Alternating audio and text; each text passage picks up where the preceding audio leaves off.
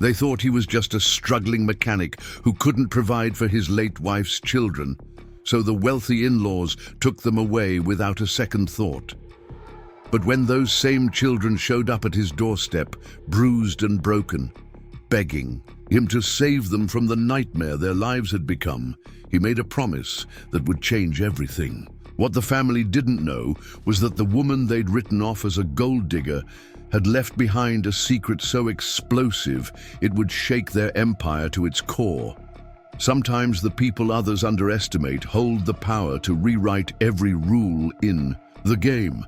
Before we jump back in, tell us where you're tuning in from, and if this story touches you, make sure you're subscribed, because tomorrow I've saved something extra special for you.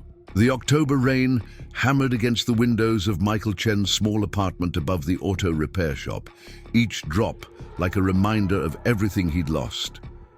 The fluorescent light in his kitchen flickered intermittently, casting strange shadows across the stack of unpaid bills on his scratched table. He sat hunched over a cup of lukewarm coffee, his calloused hands wrapped around the ceramic mug as if it might anchor him to something solid in a world that had shifted beneath his feet 6 months ago. Sarah had been gone for half a year now, taken by a cancer that moved through her body like wildfire through dry grass. But the real devastation hadn't come from her death itself, devastating as that was. It had come 3 weeks later when her parents arrived at his door with lawyers and court papers, their faces set in masks of righteous determination. "Those children belong with family," Victoria Hartwell had declared, her diamond rings catching the light as she gestured dismissively around his modest living space. "Real family, not some grease monkey who can barely keep a roof over his own head." Richard Hartwell had stood behind his wife, silent but imposing in his tailored suit, his cold eyes cataloguing every worn piece of furniture, every water stain on the ceiling, every sign that Michael Chen was exactly what they'd always said he was, unworthy of their daughter and certainly unworthy of their grandchildren. 8-year-old Emma and 10-year-old David had clung to Michael's legs, their small bodies trembling with confusion and fear. Emma's dark hair, so much like her mother's, had hung in tangles around her tear-stained face. David, trying to be brave, the way boys that age do, had lifted his chin defiantly even as his lower lip quivered. "We don't want to go," David had whispered, his voice barely audible above the sound of the Hartwell's lawyer shuffling through documents. "Mom said we could stay with Michael forever." But Sarah's wishes, scrawled in a will written during her final weeks in the hospital, had meant nothing against the Hartwell's battery of attorneys and their detailed documentation of Michael's financial struggles. The custody hearing had lasted less than 2 hours.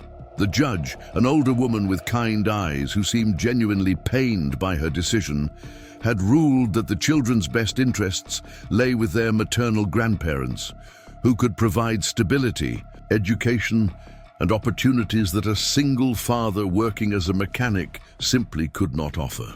Michael had watched helplessly as Emma and David were led away, their small hands reaching back toward him, even as Victoria Hartwell guided them firmly toward a black Mercedes that cost more than Michael made in 3 years.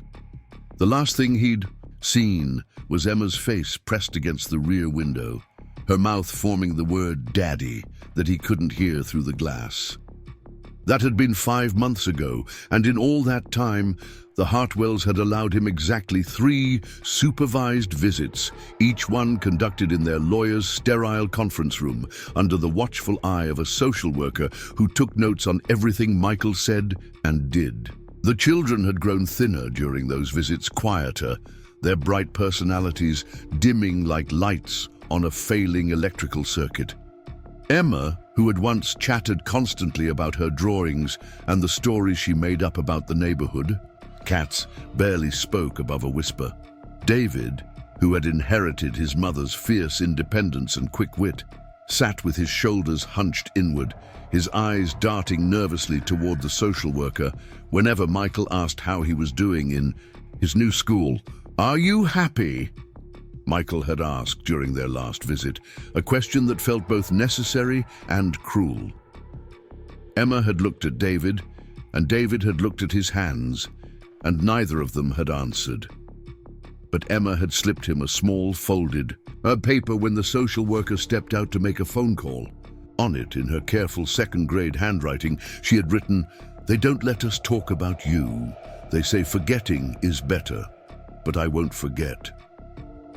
Tonight, as Michael sat in his kitchen listening to the rain and wondering if he should finally take the job his brother had offered him in Portland, just to escape the daily reminder of his failure to protect the two people who mattered most, someone knocked on his door.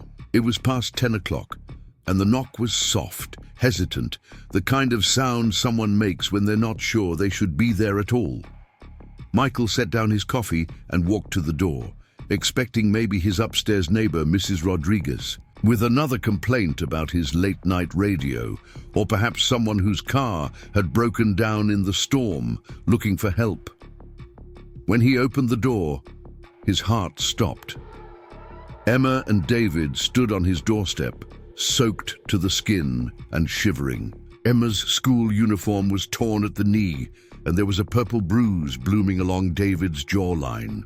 They both carried small backpacks that looked hastily packed, clothes and books spilling from unzipped compartments. But it was their eyes that made Michael's chest tighten with a rage so pure and protective it nearly drove him to his knees. These were not the same children who had been taken from him 5 months ago. Emma's bright curiosity had been replaced by a wariness that belonged on the face of someone much older.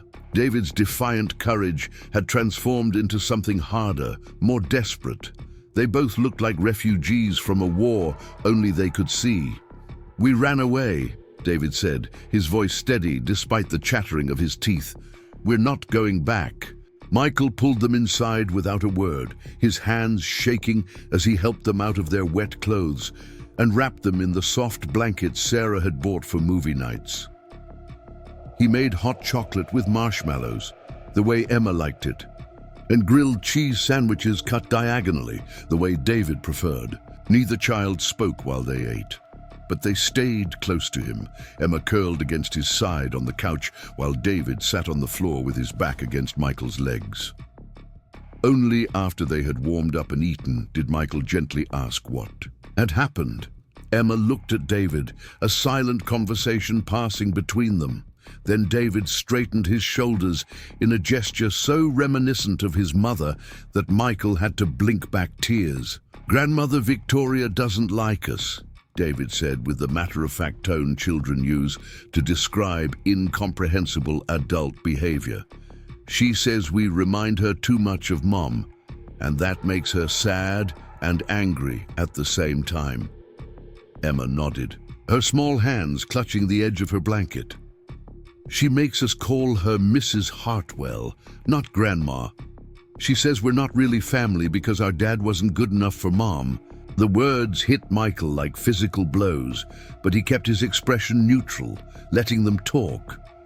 "Grandfather Richard mostly ignores us," David continued. "But sometimes, when Mrs. Hartwell gets really upset, he tells us we're ungrateful and we should be thankful they took us in when nobody else wanted us." Michael's jaw clenched so hard he was surprised his teeth didn't crack. "That's not true. I wanted you. I still want you." "We know," Emma whispered. "That's why we left." Slowly, carefully, Michael drew the full story from them. The Hartwells had enrolled them in an exclusive private school where the other children came from families with summer homes and trust funds. Emma and David, despite their grandparents' wealth, were treated as charity cases, children whose tragic circumstances had earned them pity rather than acceptance. At home, they lived in the servants' quarters of the Hartwell mansion, in rooms that had once housed the help but were now empty because Victoria preferred a cleaning service to live-in staff. Their meals were prepared by a cook who barely acknowledged their existence, and they were expected to be seen but not heard during the rare occasions when the Hartwells entertained guests. "Mrs. Hartwell has parties," Emma said, her voice getting smaller. Fancy ladies come over and they talk about charity work and helping poor children. Sometimes she brings us out to show us off, tells them how generous she is for taking in her daughter's orphans. Preparing and narrating this story took us a lot of time, so if you are enjoying it, subscribe to our channel. It means a lot to us. Now back to the story. But she pinches my arm if I talk too much or don't smile right. David's hands had clenched into fists. Yesterday, she did more than pinch. She slapped Emma because Emma asked if we could call you on your birthday. Michael felt something cold and dangerous settle in his chest. She hit you. Emma touched her cheek, where Michael could now see the faint outline of finger marks. She said good children don't ask for things they can't have. She said you didn't want us anymore. That's why you gave us away. I didn't give you away, Michael said, his voice rough with emotion. I fought for you. I'm still fighting for you. No, we know, David said.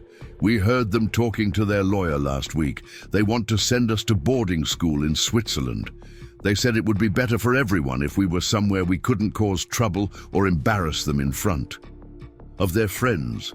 The pieces fell into place with sickening clarity. The Hartwells had taken the children not out of love or genuine concern for their welfare, but as some kind of twisted trophy, a way to prove their superiority over the man their daughter had chosen to love. And now that the novelty had worn off, now that Emma and David had proven to be actual children with needs and feelings rather than grateful accessories to their grandparents' charity, they were being discarded like unwanted furniture. Are you going to make us go back? Emma asked, her voice so small Michael had to strain to hear it. Michael knelt in front of them, taking their small hands in his rough ones. No, I'm never letting anyone take you away from me again. But the lawyers, David said. The judge said. The judge made a decision based on what she thought was best for you, Michael interrupted. But if they're hurting you, if they're threatening to send you away, then everything changes. He pulled them both into a fierce hug, breathing in the familiar scent of Emma's strawberry shampoo and David's soap and grass smell that never quite washed away no matter how much he bathed. They felt so small in his arms, so fragile and precious and irreplaceable. I'm going to call my lawyer first thing in the morning, he promised. We're going to document every bruise, every cruel word, every threat they've made. And then we're going to court, and this time the judge is going to hear the truth about what kind of people the Hartwells really are. But even as he made the promise, Michael knew it wouldn't be that simple. The Hartwells had money, influence, connections that reached deep into the legal system. They could drag out proceedings for years, could make his life a legal nightmare while Emma and David suffered. In their care, they could probably have him arrested for kidnapping just for letting the children stay the night, unless he found another way. As if reading his thoughts, David pulled back from the hug and looked at him with eyes far too old for his face. Mom left us something. We heard Mrs. Hartwell talking about it with the lawyers. She said Mom was hiding money, lots of money, somewhere the Hartwells couldn't find it. Emma nodded eagerly. She had a special box in our old house, remember? The one she made us promise never to tell anyone about? She said it was for emergencies, for if something bad happened to her. Michael's heart began to pound. Sarah had been secretive about her family's finances, but he'd always assumed it was because she was embarrassed by the difference in their economic situations. She'd worked as a freelance graphic designer, bringing in decent money, but nothing that would explain the kind of emergency fund Emma and David were describing. Do you remember where the box was? He asked. Under the loose floorboard in her closet, David said, behind the wall where she kept her winter coats. The house had been sold after Sarah's death, the proceeds supposedly put into trust funds for the children that the Hartwells controlled. But if there had been something hidden there, if Sarah had somehow accumulated money without anyone knowing about it, it might change everything.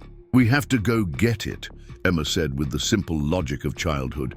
"If Mom left it for emergencies, this is definitely an emergency." Michael looked at their earnest faces, these two brave children who had walked miles through a thunderstorm to escape a life of emotional abuse, and made a decision that would either save them all or destroy any chance he had of ever getting them back legally. "Get dressed," he said. "We're going to visit your old house." The rain had slowed to a steady drizzle by the time Michael's battered pickup truck pulled up outside the small ranch house where he and Sarah had built their life together. The new owners had painted it a different color and installed motion sensor lights, but it still looked achingly familiar in the darkness. Emma and David pressed their faces to the windows, pointing out changes and remembering details from the life they'd lost along with their mother. "The oak tree is bigger," Emma observed, her breath fogging the glass. "Mrs. Patterson next door still has her garden gnomes," David added, trying to sound casual, even though Michael could hear the emotion in his voice. Michael parked a block away and turned off the engine. The neighborhood was quiet, most houses dark except for porch lights and the occasional flicker of a television through drawn curtains. It was the kind of suburban street where people minded their own business and went to bed early, which would work in their favor if they were careful. "This is breaking and entering," Michael said, looking at the children in his rearview mirror. "I need you to understand that we could get in serious trouble for this." "More trouble than we're already in?" David asked. Michael couldn't argue with that logic. "Stay close to me, stay quiet, and if anyone comes, we run. Understood?" They nodded solemnly, and Michael felt a pang of guilt for involving them in something that could land him in jail. But they were right about one thing. This was an emergency, and desperate times called for measures that would have horrified him 6 months ago. The house sat on a large lot with mature trees that provided plenty of cover.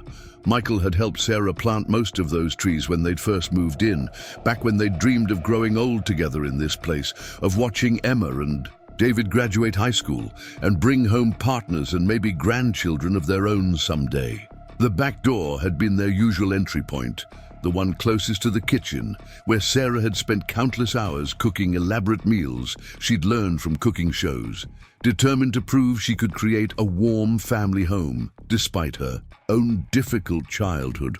Michael had kept a spare key hidden under a fake rock near the back steps, a secret that had annoyed Sarah because she worried about security, but that had come in handy more than once when one of them got locked out. The fake rock was gone, but Michael had installed the door lock himself and knew its weaknesses. A credit card slipped between the door and frame, combined with the gentle pressure in exactly the right spot, and the door swung open with barely a whisper of sound. "How did you know how to do that?" David whispered, clearly impressed. "YouTube," Michael whispered back, which was actually true. He'd locked himself out one day and spent an hour watching videos on his phone before successfully breaking into his own house. The new owners had changed everything inside. The walls that had been painted warm yellows and blues were now sterile white. The hardwood floors that Sarah had lovingly refinished were covered with gray laminate. Even the light fixtures were different, cold and modern where Sarah had preferred warm and welcoming, but the layout was the same, and Michael navigated through the darkness toward the master bedroom with muscle memory guiding his steps. Emma and David followed close behind, their small hands gripping the back of his shirt. The master bedroom felt like a violation, filled with strangers' furniture and belongings, where he and Sarah had shared 10 years of marriage. Her closet, their closet, was now full of expensive suits and designer dresses that belonged to people who probably had no idea they were sleeping above a secret that could change 3 lives forever. Michael knelt in the back corner of the closet where Sarah's winter coats had once hung, running his hands along the baseboard until he found what he was looking for. One section of the flooring felt different from the rest, slightly raised, with a subtle give when he pressed down on it. He pulled out his phone and activated the flashlight, shielding the beam with his hand to keep it dim. There, almost invisible unless you knew what to look for, was a section of floor that had been carefully cut and replaced. Sarah had done the work herself, using tools from Michael's garage and a precision that spoke to her artistic training. "Is it there?" Emma whispered. Michael worked his fingers around the edges of the hidden panel until he could lift it free.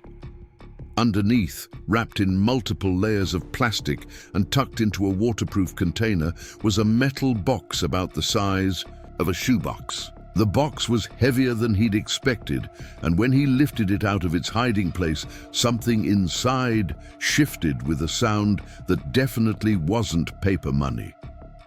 His hands trembled as he set it on the closet floor and worked the combination lock. Sarah's birthday, their anniversary, Emma's birthday, David's birthday. None of them worked. "Try Mum's middle name," David suggested. "She always said it was her secret name, the one only special people got to know." Elizabeth. Sarah Elizabeth Morrison, before she'd become Sarah Elizabeth Chen. Michael's fingers found the numbers that corresponded to the letters, and the lock clicked open. Inside the box was a collection of items that made no sense at first glance. Official-looking documents in languages Michael didn't recognize. A passport that bore Sarah's photo but a name he'd never heard. Financial statements from banks in countries he'd never visited. And underneath it all, a letter addressed to him. In Sarah's careful handwriting. "My dearest Michael," the letter began. "If you're reading this, then I'm gone, and the children need you more than they need the truth I've been hiding. I never meant to lie to you, but some secrets are too dangerous to share until there's no other choice." Michael's hands shook as he continued reading by the light of his phone. The woman he'd married, the woman he'd loved with everything in him, had not been Sarah Morrison from Portland, Oregon, whose parents had died in a car accident when she was 18. She had been Sarah Elizabeth Vanier, heir to a pharmaceutical, fortune worth more than $1 billion, who had fled her family's empire at the age of 22 after discovering that their wealth was built on deliberately withholding life-saving medications from poor countries to maximize profits. "I took nothing when I left," the letter continued, "except for information that could destroy them. For years, I've been slowly transferring money from their offshore accounts into funds for the children, not stealing exactly, but reclaiming what should have been mine anyway. They think I died penniless and powerless, married to a mechanic who could never provide for their grandchildren the way they could. They have no idea that Emma and David are worth more than the Hartwell family has ever dreamed of being." Michael read the letter 3 times before the words began to make sense. Account numbers, passwords, instructions for accessing funds that had been hidden in financial institutions around the world. Sarah had been planning for this possibility for years, setting up a safety net that could catch her children if they ever fell. "But the money isn't the real weapon," the letter concluded. "It's the evidence I gathered about my family's business practices. Criminal evidence that could send half of them to prison and destroy their company forever. Use it if you have to, Michael. Use whatever you need to keep our children safe. I trusted you with my life, and now I'm trusting you with theirs. All my love, always, Sarah." At the bottom of the box, sealed in a separate waterproof pouch, was a USB drive and a thick folder of documents that would make a prosecutor weep with joy. Financial records, email chains, medical reports showing deliberate harm caused by medications that were never meant to reach the market, correspondence with government officials who had been paid to look the other way while people died for profit. Michael sat back on his heels, the full weight of what Sarah had done settling around him like a heavy blanket. She had spent years of their marriage living a double life, not out of deception or malice, but out of love and protection for the family she'd chosen over the one she'd been born into. "What does it say?" Emma asked, her voice barely audible in the darkness. Michael looked at these two children who had no idea they were sitting in a closet that contained enough evidence to topple governments and enough money to buy small countries. Children who just wanted to go home and be safe and loved. "It says your mother loved you very much," he said, carefully repacking everything into the waterproof container. "And it says we're going to be just fine." They made it back to the truck without incident, the metal box secured in a backpack that Michael carried like it contained explosives, which in a way, it did. Emma had fallen asleep against David's shoulder by the time they reached Michael's apartment, and David's eyes were heavy with exhaustion despite the adrenaline of their midnight adventure. As Michael carried Emma upstairs and David stumbled along behind them, he began to formulate a plan. The Hartwells would discover the children were missing by morning if they hadn't already. There would be police searches, court orders, media. Attention if the Hartwells decided to make this public. Michael had maybe 12 hours before his quiet life exploded into chaos. But now he had weapons the Hartwells couldn't imagine. Not just money, though Sarah had apparently accumulated enough to make the Hartwell fortune look like pocket change. He had information that could destroy people who thought themselves untouchable, evidence of crimes that would make kidnapping. Charges seemed trivial by comparison. As he tucked Emma and David into his bed and settled himself on the couch with Sarah's letter in his hands, Michael made a decision that would have terrified him just hours earlier. He wasn't going to run. He wasn't going to hide, and he certainly wasn't going to let anyone take these children away from him again. Tomorrow, he was going to war, and for the first time since this nightmare began, he was going to win. Dawn broke grey and cold over the city, filtering through the thin curtains of Michael's apartment with the reluctant light of a winter morning that knew it had work to do but wasn't eager to begin. Michael had not slept.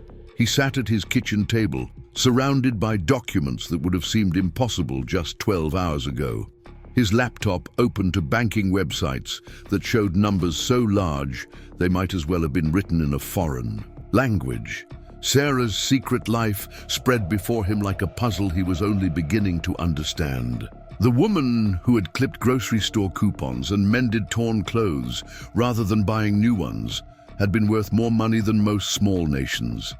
Yet she had lived modestly, quietly, raising their children in a middle-class neighborhood, while billions of dollars sat in accounts around the world, growing larger with each passing year. Emma stirred first, appearing in the kitchen doorway in one of Michael's old t-shirts that hung to her knees like a nightgown. Her dark hair stuck up at odd angles, and there were pillow creases on her cheek, but her eyes were alert and watchful, in a way that broke Michael's heart all over again. "Are we in trouble?" she asked, her voice still thick with sleep. Michael closed the laptop and pulled out a chair beside him. "Come here, sweetheart." She climbed onto the chair and curled against his side, her small body fitting perfectly in the space between his arm and ribs. He remembered when she was tiny, how she would fall asleep exactly like this while he and Sarah watched movies on Friday nights, her breathing deep and peaceful against his chest. "We're not in trouble," he said carefully, "but we need to have a conversation about your mom and some things she never told us." David appeared then, having inherited his mother's ability to sense when important discussions were happening. He looked older in the morning light, the bruise on his jaw a dark purple reminder of why they were here instead of in the Hartwell mansion across town. "Is it about the box?" David asked, settling into another chair. "About why Mom hid it?" Michael nodded. "Your mother wasn't who we thought she was. Not in a bad way," he added quickly, seeing alarm flash across their faces. "But she came from a very different world than the one we lived in together." Over the next hour, he told them a simplified version of what he had learned. Sarah had been born into incredible wealth, but her family had done terrible things to get that money and keep it. She had run away from them to build a better life, the life they remembered, full of love and laughter and homemade cookies and bedtime stories. "So we're rich?" Emma asked when he finished, her 8-year-old mind cutting straight to the practical heart of the matter. "Very rich," Michael confirmed. "Rich enough that the Hartwells can never again claim I can't provide for you." David frowned, processing this information with the serious consideration he gave to everything important. "But if Mom had all that money, why did we live in a regular house? Why did you work so hard fixing cars if we didn't need the money?" It was a fair question, and Michael found himself understanding Sarah's choices better as he tried to explain them. "Because money doesn't make a family, love does. Your mom could have lived in a mansion and had servants and bought you anything you wanted, but she chose instead to give you something more valuable. She gave you a normal childhood with parents who were there every day, who helped with homework and kissed scraped knees and taught you that your worth doesn't come from what you own." Emma nodded solemnly. "The kids at the fancy school the Hartwells sent us to, they have lots of money, but their parents are never home. They don't even eat dinner together most nights." "Exactly," Michael said. "Your mom knew that real wealth isn't about bank accounts. It's about having people who love you no matter what." David leaned forward in his chair. "So, what do we do now? Do we call the police about Mrs. Hartwell hitting Emma? Do we go to court?" Michael had been wrestling with that question all night. The conventional approach would be to document the abuse, hire lawyers, and fight through the family court system. But the Hartwells had connections and influence that ran deep. They could drag out proceedings for years, and in the meantime, Emma and David would be caught in the middle of an ugly battle, unless he changed the rules of the game entirely. "I think," Michael said slowly, "that it's time your mother's family learned that Sarah Chen didn't disappear without a trace. I think they need to understand that their grandchildren are under the protection of people who have the power to destroy them if they ever threaten you again." Emma looked confused, but David's eyes sharpened with understanding. "You're going to fight them with Mom's secrets." "I'm going to protect you," Michael corrected. "Whatever it takes." The first call came at 9:30, just as Michael was making pancakes and trying to maintain some semblance of normalcy for the children. His phone buzzed with an unknown number, and when he answered, Victoria Hartwell's voice cut through the speaker like a blade through silk. "Where are they?" she demanded without preamble. "Those children belong to us, and if you don't return them immediately, I'll have you arrested for kidnapping." Michael set down the spatula and walked into the living room, out of earshot of Emma and David. "They came to me because you've been abusing them. I have photographs of the bruises you left on Emma's face." There was a pause, then Victoria's voice returned, colder than before.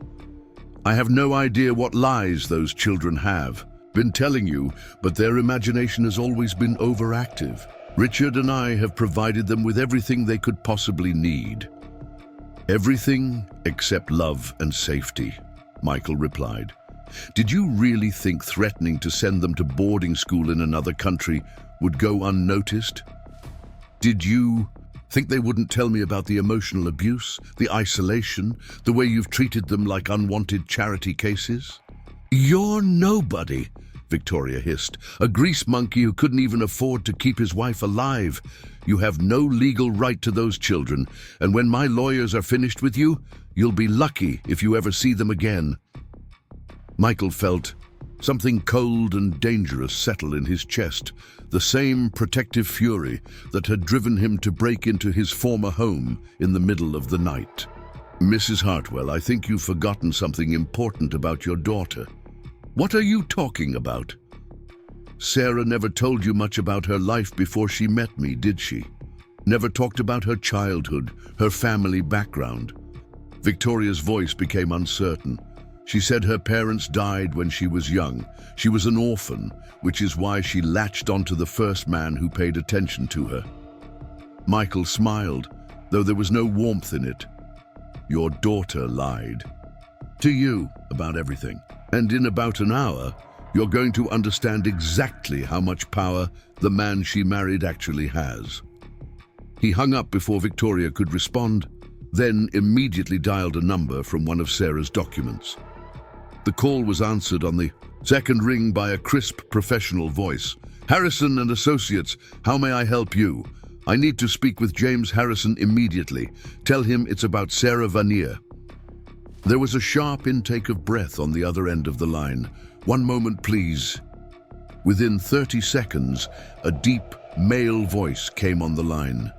"This is James Harrison. Who is this?" "Michael Chen, Sarah's husband." Silence stretched between them, filled with implications and possibilities that Michael was only beginning to grasp. Finally, Harrison spoke again, his voice careful and measured. "Mr. Chen, we were told that Sarah died without any family. We've been waiting for instructions regarding her estate for months." "She had family," Michael said. "2 children and a husband who are about to need your services. How quickly can you get to Portland?" "I can be there in 4 hours," Harrison replied without hesitation. "Where would you like to meet?" Michael gave him the address of a coffee shop downtown, far from his apartment and the Hartwell mansion. "Bring everything you have on the Vanier family business practices, all of it." After hanging up, Michael returned to the kitchen where Emma and David were eating pancakes and whispering to each other with the intensity of children planning great adventures. They looked up when he entered, their faces expectant. "Are we going to see a lawyer?" David asked. "We're going to see several lawyers," Michael confirmed, "and some other people who are going to help us make sure the Hartwells never hurt you again." Emma raised her hand like she was in school. "Can we come with you?" Michael considered this. Taking them would be safer than leaving them alone, but it would also expose them to conversations and information that might be too much for children to process. On the other hand, they had already been through more trauma than most adults could handle. Maybe it was time to stop protecting them from the truth and start including them in the solution. "Yes," he decided, "but you have to promise to stay close to me and not repeat anything you hear to anyone else. Can you do that?" They nodded solemnly, and Michael felt a surge of pride at their maturity. These children had been forced to grow up too fast, but they were proving themselves capable of handling responsibilities that would overwhelm many adults. The coffee shop was busy with the late morning crowd, families with strollers and college students with laptops creating a comfortable buzz of conversation that would mask whatever discussion Michael was about to have. He chose a corner table with a clear view of the entrance and settled Emma and David with coloring books and hot chocolate. James Harrison arrived exactly on time, a tall man in his 50s with silver-streaked hair and the kind of expensive suit that whispered rather than shouted about its cost. He carried a leather briefcase that looked like it had seen serious use, and his eyes swept the coffee shop with the practiced assessment of someone accustomed to meeting clients in unusual circumstances. Michael stood to shake his hand, and Harrison's grip was firm and brief. "Mr. Chen, these must be Sarah's children." Emma looked up from her coloring book. "Are you going to help us not go back to the mean people?" Harrison's expression softened slightly. "I'm going to try very hard to do exactly that." He sat across from Michael and opened his briefcase with practiced efficiency. Inside were file folders, legal documents, and what appeared to be several small recording devices. Harrison noticed Michael's glance at the equipment. "With your permission, I'd like to record our conversation. Given the sensitive nature of what we'll be discussing, it's important to have accurate records." Michael nodded, and Harrison activated one of the devices. "For the record, this is James Harrison, senior partner at Harrison and Associates, meeting with Michael Chen, husband of the late Sarah Elizabeth Vanier and her 2 minor children, Emma Chen and David Chen. The date is October 15th, and the time is 11:47 a.m. He turned to Michael. I want you to understand that everything Sarah told you about her family was essentially accurate. The Vanier pharmaceutical empire was built on practices that range from morally questionable to outright criminal. Sarah discovered evidence of these activities approximately 10 years ago and made the decision to separate herself from the family business entirely. But she didn't just walk away, Michael said. She took information with her. Harrison nodded grimly. Sarah was brilliant and methodical. Over the course of 2 years, she documented every illegal practice, every bribe, every instance of withholding life-saving medication from populations who couldn't afford market prices. She gathered enough evidence to destroy not just the family, business, but several government officials and regulatory agencies that were complicit in their crimes. David looked up from his coloring. Our mom was like a spy. Your mother, Harrison said carefully, was someone who believed that people with power have a responsibility to use it for good. When she discovered that her family wasn't living up to that responsibility, she made sure there would be consequences. Michael leaned forward. What kind of consequences? Harrison opened one of his file folders and spread several documents across the table. Criminal charges against 12 members of the Vanier family and their business associates. Civil lawsuits that would bankrupt the company and result in billions of dollars in settlements to victims. Regulatory investigations that would shut down their operations in 43 countries. And Sarah had the power to trigger all of this. Sarah had that power, Harrison confirmed. Now you do. The weight of responsibility settled on Michael's shoulders like a physical burden. With a phone call, he could destroy dozens of lives and dismantle a business empire that employed thousands of people around the world. But those same people had allowed children to die for profit, had corrupted government officials and manipulated regulatory systems designed to protect public health. What about the money? Michael asked. Sarah's letter mentioned accounts, investments. Harrison smiled for the first time since arriving. That's actually the simplest part of this entire situation. Sarah was legally entitled to a significant portion of the Vanier family wealth. Instead of claiming it through inheritance or divorce, she chose to take it quietly over several years, transferring funds from family accounts into investments and trusts that she established for her children. Is that legal? Technically, it exists in a gray area of international finance law, Harrison admitted.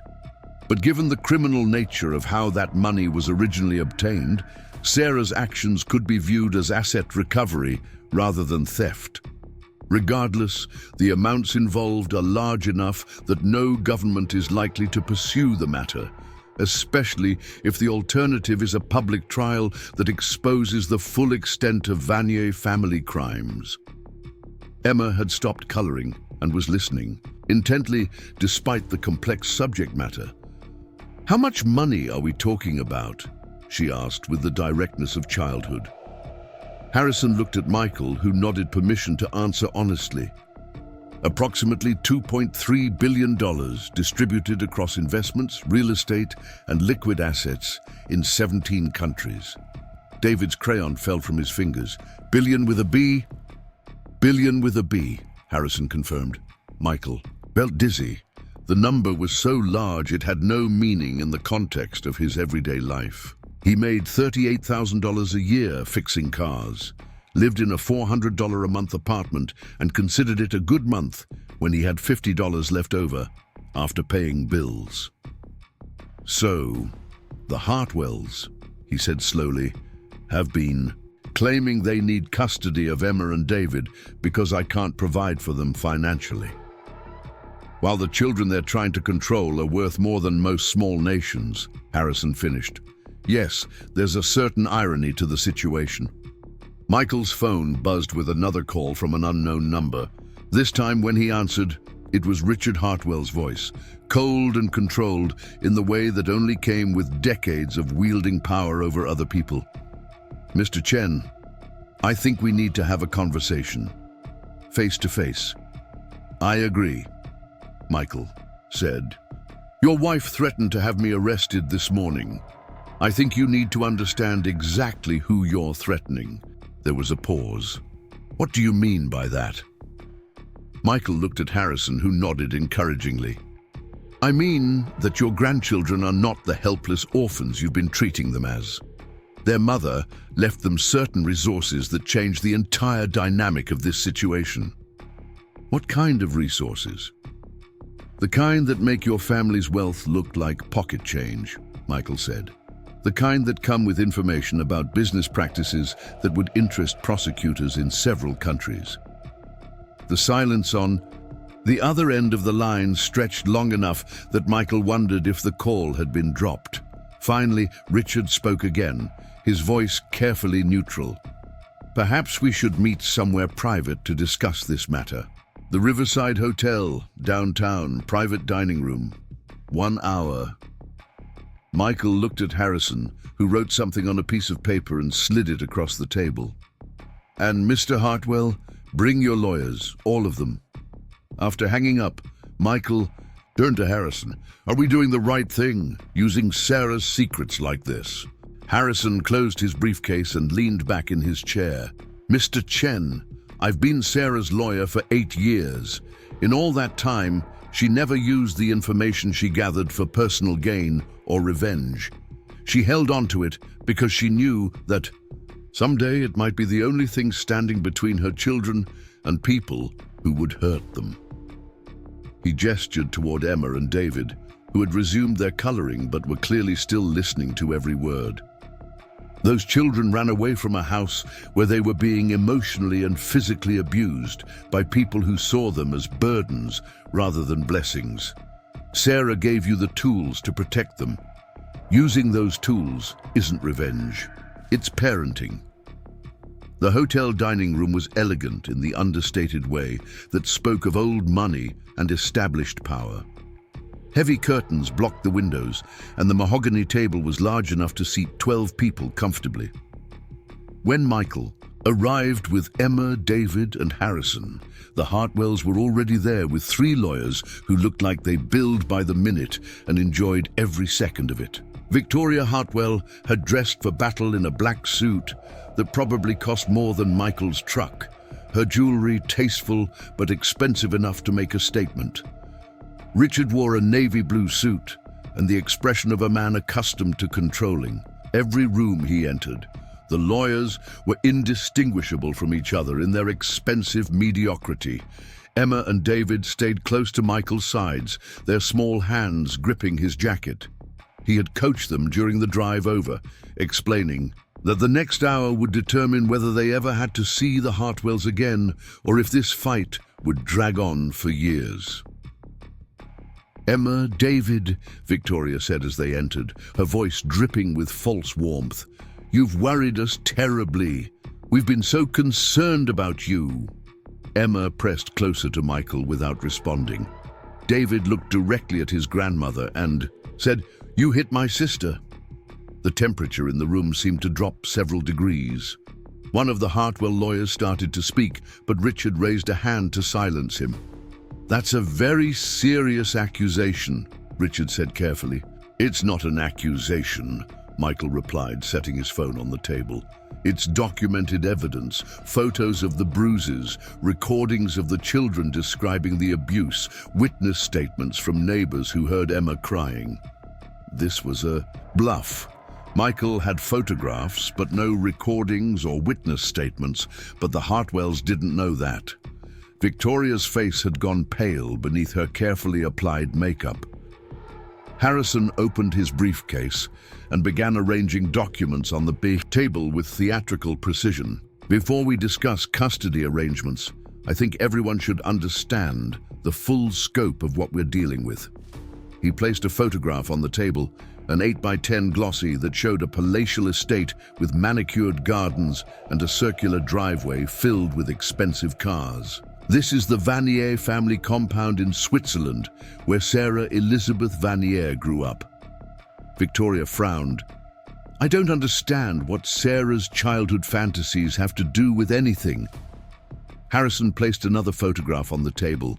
"This on showing a younger Sarah in an expensive gown, standing next to an older man in a tuxedo at what was clearly a high society event. This is Sarah at her debutante ball, standing with her father, Henri Vanier, chairman of Vanier Pharmaceuticals.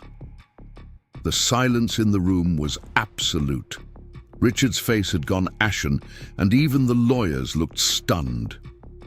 Victoria stared at the photograph as if it might change if she looked at it long enough. "That's impossible," she whispered. "Sarah was an orphan. She had no family, no money." Harrison placed a third photograph on the table, a newspaper clipping with the headline, "Pharmaceutical heiress vanishes, family offers reward." Sarah's picture was prominently displayed beneath the text. Sarah Elizabeth Vanier disappeared 7 years before she met Michael, Harrison said conversationally. Her family spent millions looking for her, hired private investigators, offered rewards.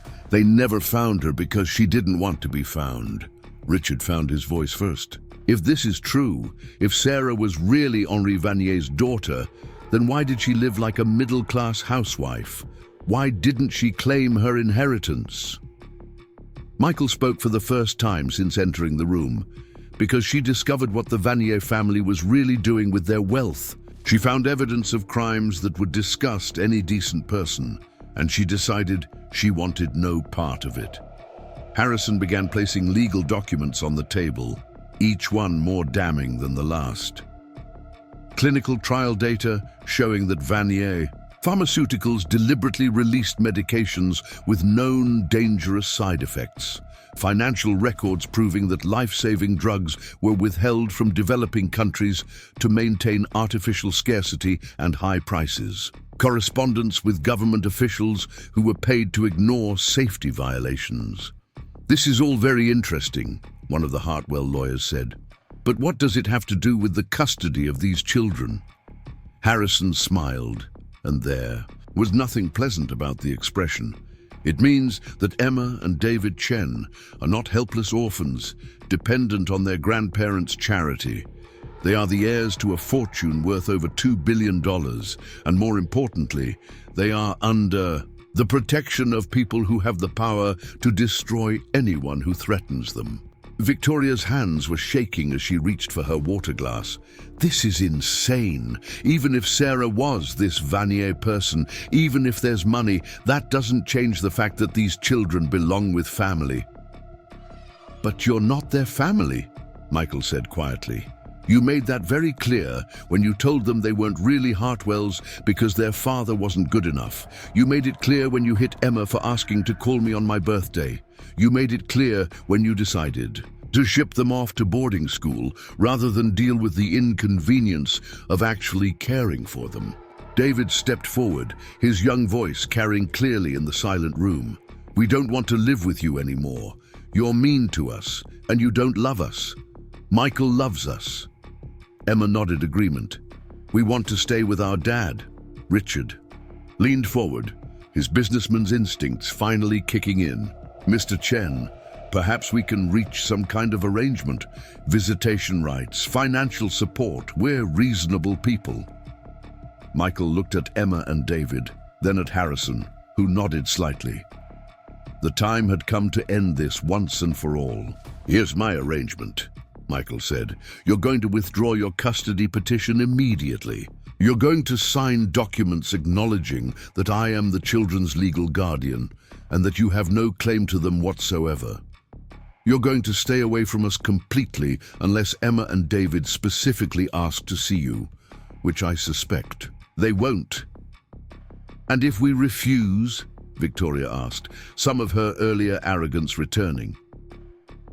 Harrison placed one final document on the table. "Then tomorrow morning, prosecutors in Switzerland, the United States, and 6 other countries will receive complete files detailing Vanier family business practices going back 15 years.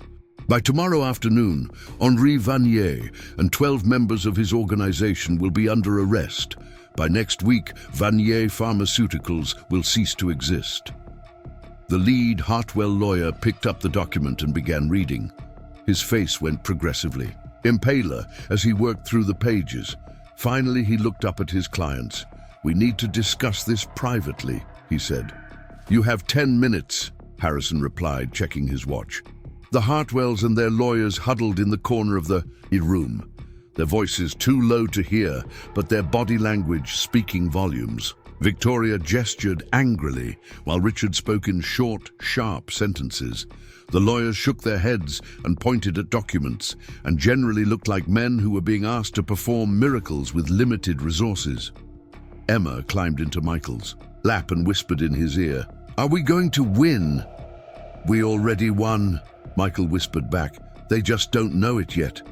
David remained standing beside Michael's chair, his posture straight and defiant.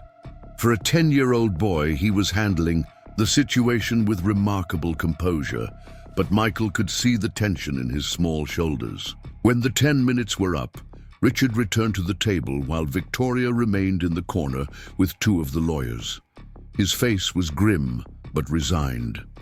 "We'll withdraw the custody petition," he said, "but we want visitation rights written into the agreement." Michael looked at Emma and David. "What do you think? Do you want to see your grandparents sometimes?" Emma shook her head immediately. David considered for a moment, then said, "Maybe when we're older. Maybe when they learn how to be nice." "Supervised visitation only," Michael said to Richard, "and only if the children request it. No demands, no expectations, no manipulation." Richard nodded reluctantly.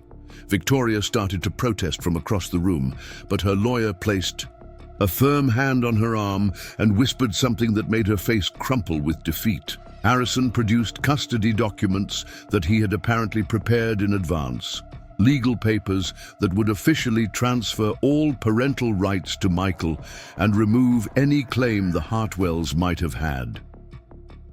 The process took another hour, with lawyers reviewing language and negotiating minor points, but by the end of the afternoon, Emma and David Chen were legally and completely free. As they prepared to leave, Victoria approached them one final time.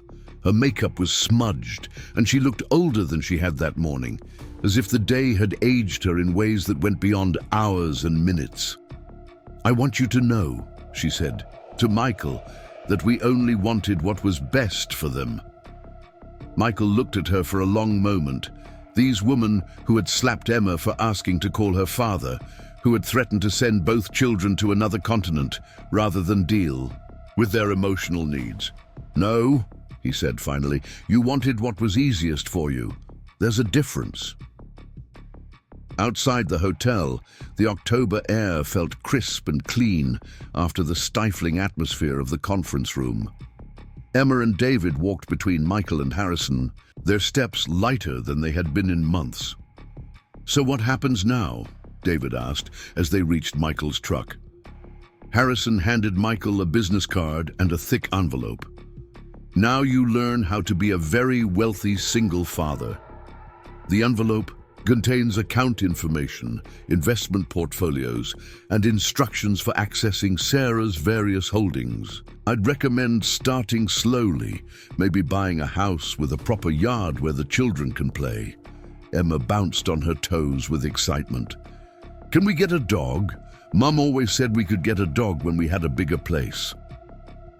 Michael looked down at her eager face, at David's hopeful expression, and felt something settle in his chest that had been unsettled for far too long. "We can get 2 dogs if you want." Harrison climbed into his rental car and rolled down the window.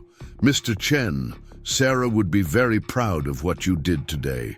She chose well when she chose you." As they drove home through the busy afternoon traffic, Michael caught sight of Emma and David in his rearview mirror. They sat close together in the back seat, whispering and giggling about dogs and houses and all the possibilities that had suddenly opened up before them. For the first time in months, they looked like children again instead of refugees. For the first time since Sarah died, Michael felt like he might actually be able to keep the promise he had made to her in the hospital during those final days. The promise to love and protect their children no matter what obstacles the world put. In his way, the money would change things, certainly. They would move out of the small apartment above the garage, buy a house with bedrooms for each child, and a kitchen where they could cook meals together without bumping into each other.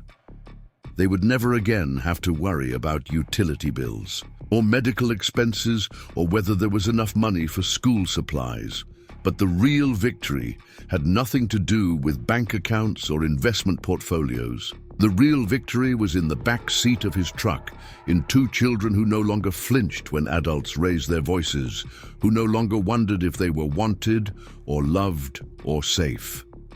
Sarah had given him more than money and evidence of corporate crimes. She had given him the tools to build the kind of life she had always dreamed of for their family, the kind of life where love mattered more than wealth, but where wealth could protect the people who mattered most. As they pulled into the parking lot behind the auto shop, Michael made a mental note to call his boss in the morning and give his 2 weeks' notice. He had been a mechanic because he needed the work, but his real job, the one that mattered most, was being a father to Emma and David. And now, finally, he had all the resources he needed to do that job right. 3 weeks after the confrontation at the Riverside Hotel, Michael stood in the kitchen of a house he never could have imagined owning, watching Emma and David eat breakfast at a table that wasn't scratched or wobbling on uneven legs. The morning. Light streamed through windows that weren't covered with thin curtains from a discount store, illuminating a space that felt more like a home than anywhere they had lived since Sarah died. The house was nothing ostentatious, despite the fortune that now sat in various accounts around the world. Michael had chosen it carefully, a 4-bedroom colonial in a neighborhood where children rode bicycles on sidewalks and families knew each other's names. There was a large backyard with an old oak tree perfect for climbing, and a front porch where they could sit on summer evenings and watch the world go by at a pace that felt human rather than frantic. Emma had claimed the bedroom with windows, facing the garden, while David had chosen the one overlooking the street so he could watch cars and neighbors from his desk while doing homework. The 3rd bedroom had become Michael's office, though he still wasn't entirely sure what he was supposed to do with bank statements that required multiple pages just to list the account numbers. The 4th bedroom remained empty, a space waiting for possibilities none of them were quite ready to name yet. "Can we walk to school today?" Emma asked, stabbing her pancakes with the focused intensity she brought to everything she cared about. Jenny Martinez said she walks with her big brother every morning, and they see the same cat that sits on Mr. Henderson's fence. Michael checked the clock on the microwave, a habit left over from months of calculating exactly how much time he could spend with the children before rushing off to work. It was strange to realize he didn't have to rush anymore, that his morning schedule could revolve around what Emma and David needed rather than what his boss demanded. "We have time for a walk," he said, rinsing his coffee mug in the sink. "David, are you ready for the math test?" David nodded, though Michael caught the flicker of anxiety that crossed his face. The transition to their new school had been challenging in ways none of them had anticipated. The academic standards were higher than what the children were used to, and both Emma and David were struggling to catch up after months of emotional upheaval had disrupted their learning. "Remember what we practiced," Michael said, sitting beside David at the table. "If you get stuck on a problem, skip it and come back later. Don't let one hard question mess up the ones you know how to do." It was advice Michael had been giving himself daily as he navigated the complex world of wealth management and legal responsibilities that Sarah had left behind. Harrison called regularly with updates and decisions that needed to be made about investments, charitable foundations, and business interests that Sarah had apparently been managing without ever mentioning them to her husband. The walk to school took them through neighborhood streets lined with maple trees just beginning to turn orange and gold.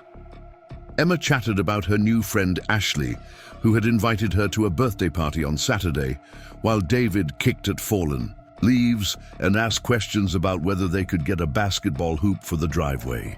These were the kinds of conversations Michael had dreamed about during those terrible months when the children were living with the Hartwells. Normal family discussions about friends and sports and weekend plans. But underneath the normalcy, he could still see shadows of the trauma they had all endured.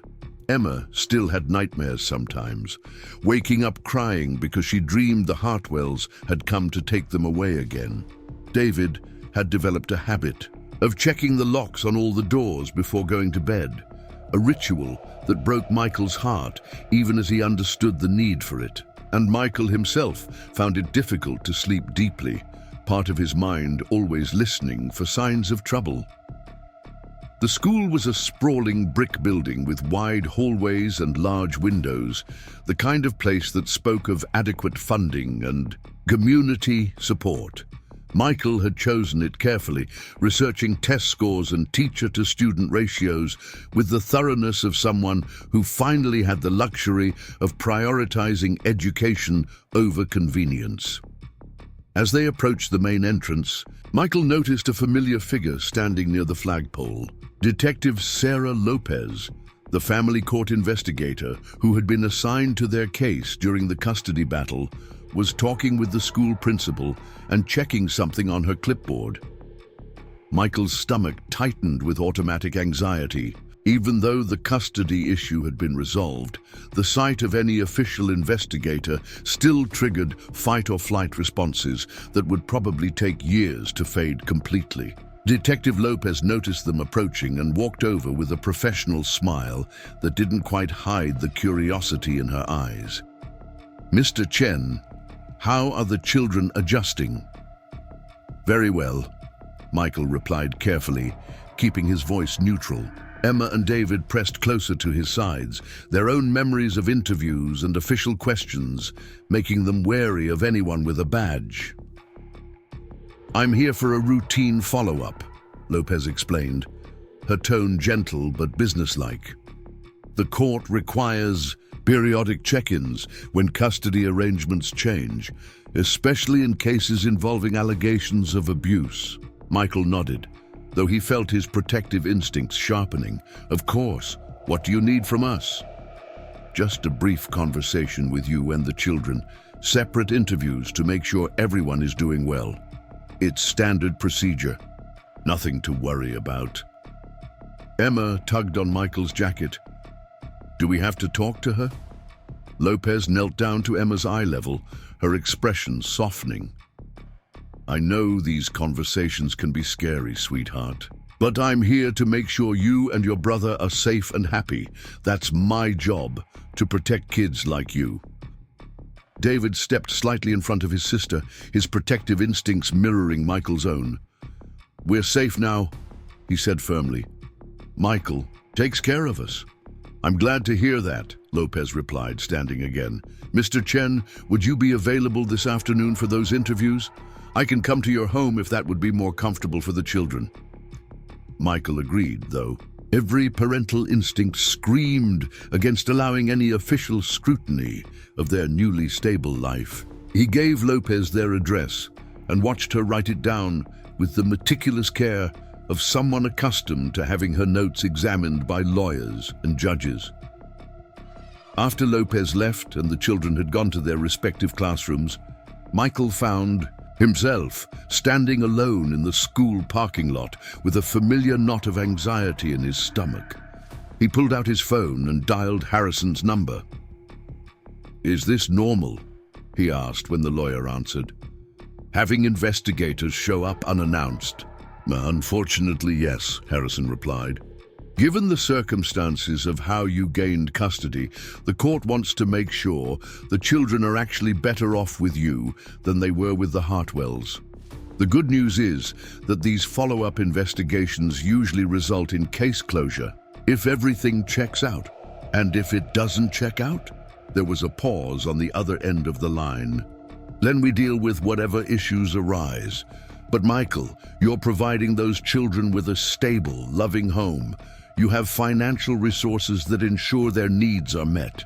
You have no criminal history, no substance abuse issues, no red flags that would concern a reasonable investigator. Michael knew Harrison was right, but the anxiety persisted anyway. He had learned not to trust that reasonable people would always act reasonably, especially when it came to families that didn't fit conventional patterns.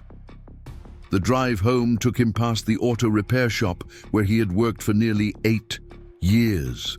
The building looked smaller than he remembered, its weathered brick facade and hand-painted sign seeming almost quaint compared to the sleek offices and professional environments he had been navigating recently. On impulse, Michael pulled into the parking lot and walked inside. The familiar smell of motor oil and brake fluid hit him immediately, along with the sounds of power tools and classic rock music playing from a radio with more static than clarity. His former boss, Tony Castellano, emerged from under the hood of a sedan with grease-stained hands and a surprised expression. "Michael, didn't expect to see you around here. How's the new life treating you?" Michael had told Tony and his co-workers a simplified version of the truth, that Sarah's family had left resources that allowed him to focus on raising the children full-time. The men he had worked alongside for years had accepted the explanation with the good-natured envy of people who dreamed of financial freedom but never really expected to achieve it. "It's an adjustment," Michael admitted, leaning against the workbench where he had spent countless hours troubleshooting electrical problems and replacing worn parts. "Some days, I miss the simplicity of fixing things that actually stay fixed." Tony laughed, wiping his hands on a rag that had seen better decades. He thought about the house that was becoming a home, about bank accounts that would ensure they never had to worry about basic needs, about the freedom to make decisions based on what was best for their family, rather than what they could afford. "We're very happy together," he said, and meant it completely. That evening, over dinner at their non-wobbling table, Emma announced that Ashley had invited her to spend Saturday afternoon at the mall with several other girls from their class. It would be Emma's first social outing since leaving the Hartwells, her first chance to experience the normal childhood activities that had been denied to her during those months of isolation. "Can I go?" she asked, her voice carefully casual in the way children use when they want something very much but are afraid of disappointment. "Of course you can go," Michael said. "Do you need money for shopping?" The question felt surreal. Even as he asked it, 6 months ago, he would have been calculating whether they could afford a trip to the mall, weighing the cost of whatever Emma might want against the pressure of unpaid bills and uncertain employment. Now the question was purely logistical. Emma's eyes widened. "You mean I can actually buy things?" The innocence of the question broke Michael's heart a little. During their time with the Hartwells, Emma and David had been given everything they technically needed, but very little of what they actually wanted. Their material needs had been met with expensive efficiency, but the simple pleasure of choosing something for themselves had been absent from their daily experience. "Within reason," Michael said, smiling at her excitement. "But yes, you can buy things." David looked up from his homework with interest. "Can I go to the sporting goods store while Emma's at the mall? They have basketball shoes on sale, and coach said I need proper shoes if I want to try out for the team." These were normal problems, Michael realized, with something approaching wonder. Scheduling conflicts and transportation logistics and age-appropriate spending money. The kinds of challenges that healthy families navigated every day without thinking about them as luxuries. Later that night, after the children had gone to bed, Michael sat in his office looking at financial statements that still seemed to belong to someone else's life. Sarah's careful planning had created investment portfolios that generated more money each month than Michael had previously made in a year. But the numbers felt abstract, disconnected from the reality of grocery shopping and school supplies and birthday presents. Harrison had recommended a financial advisor, a woman named Rebecca Torres, who specialized in helping families manage sudden wealth.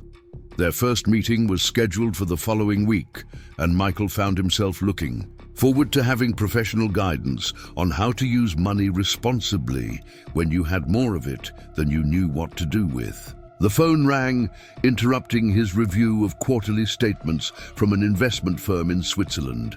The caller ID showed an unfamiliar number, and Michael answered with the caution of someone who had learned to be suspicious of unexpected contact. "Mr. Chen, this is Principal Morrison from Emma and David's school." Michael's pulse quickened automatically.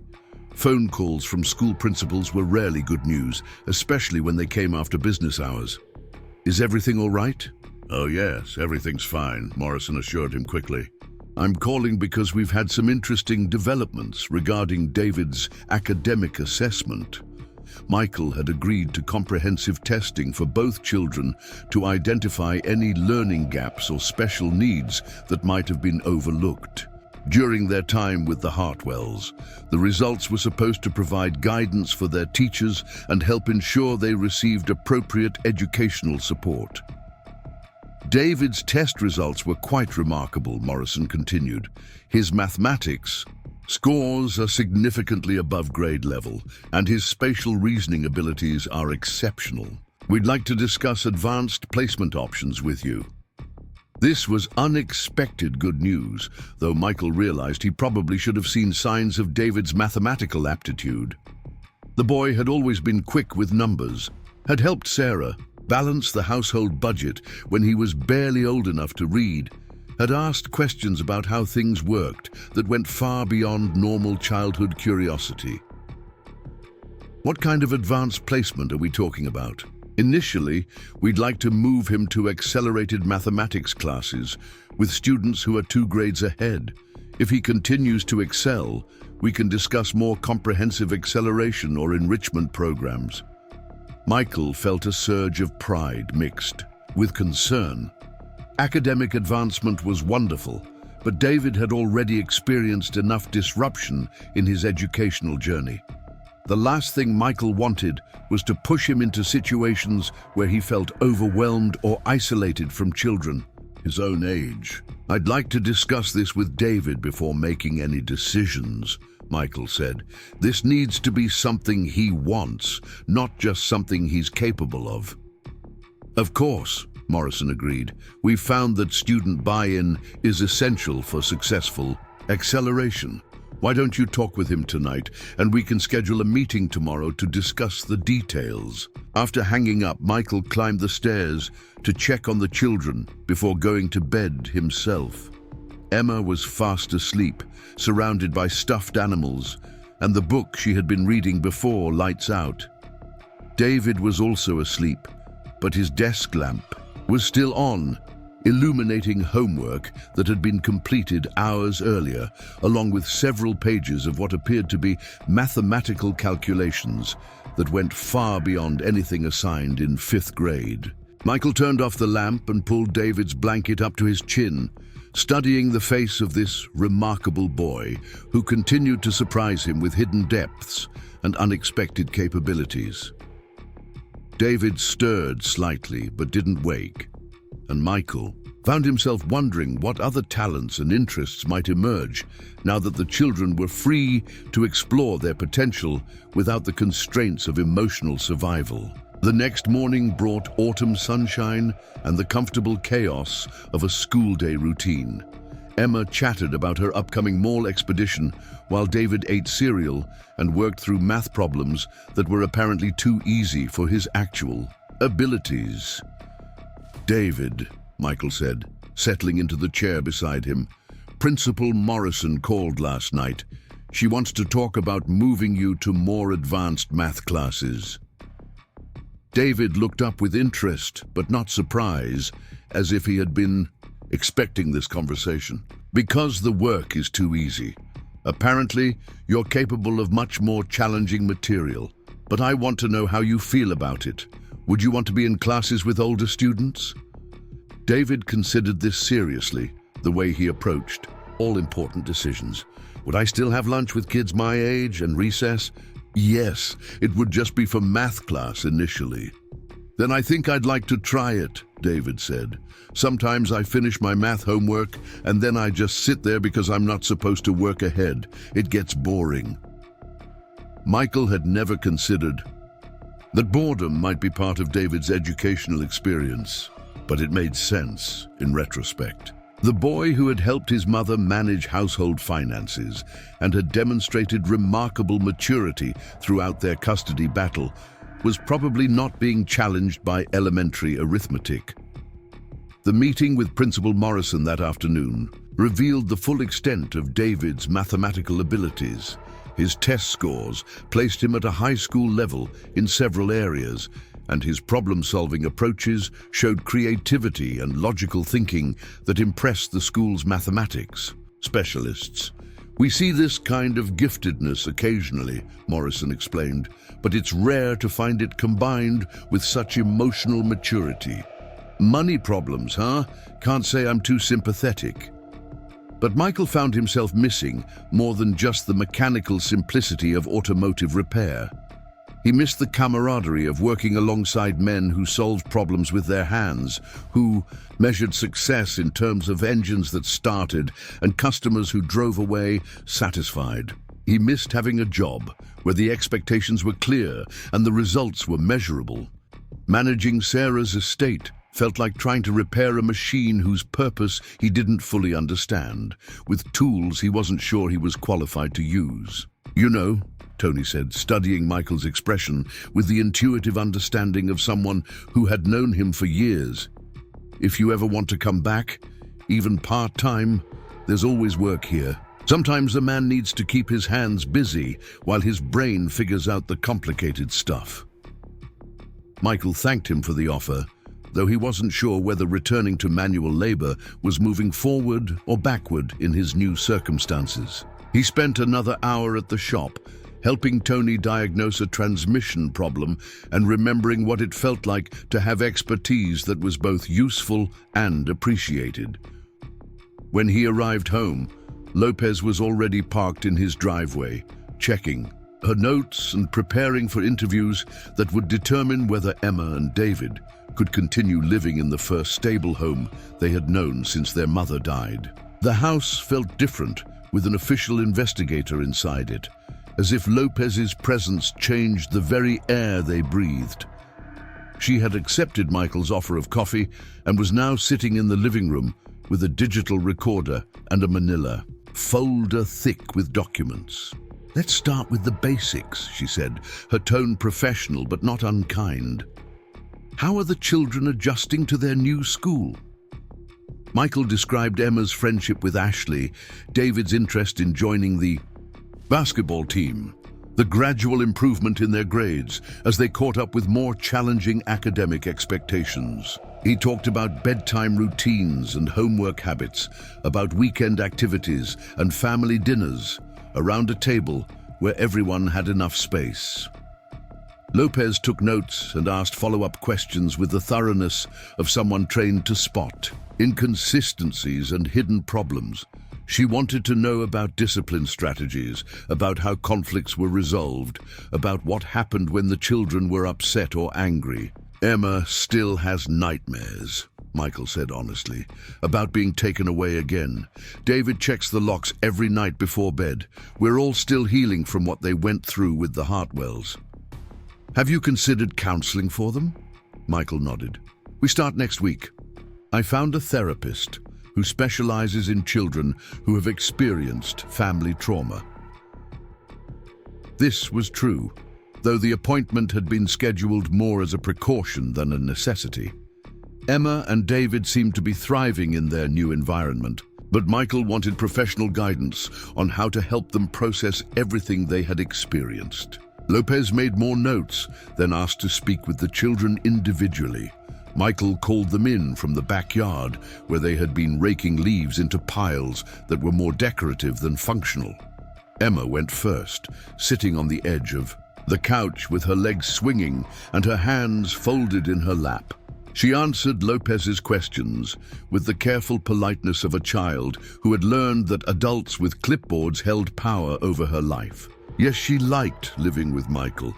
Yes, she felt safe in the new house. Yes, Michael helped her with homework and read her bedtime stories and made sure she brushed her teeth every night. "What happens when you get in trouble?" Lopez asked. Emma frowned, thinking, "Like when I forgot to put my toys away and David tripped over them." "Yes, something like that. Michael made me clean up all the toys and apologized to David. Then we talked about why it's important to be considerate of other people." Lopez wrote something down. "Did he yell at you or punish you in any other way?" Emma shook her head vigorously. "Michael doesn't yell. Sometimes his voice gets firm when we're not listening, but he doesn't yell like Mrs. Hartwell did."